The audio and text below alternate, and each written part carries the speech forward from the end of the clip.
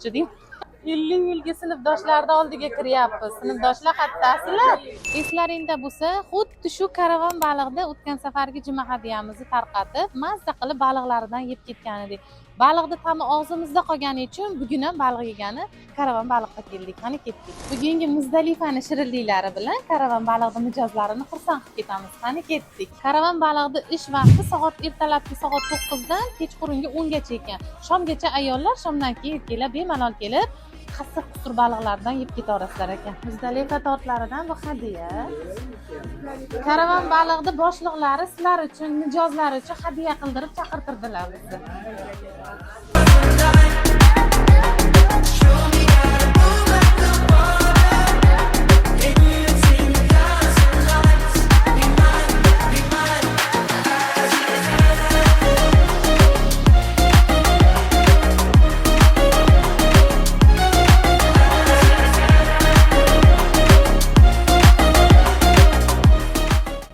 Ramazonda ham ishlasharmikan deb so'ragan klientlar mijozlari uchun Ramazonda iftorlikda bemalol kelib ayollar, erkaklar uchun alohida xonalar bor ekan. Kelib iste'mol qilib ketaverasizlar.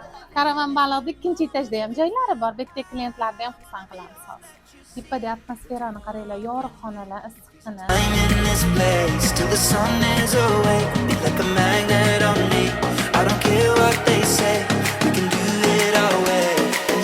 Just a game, come and play.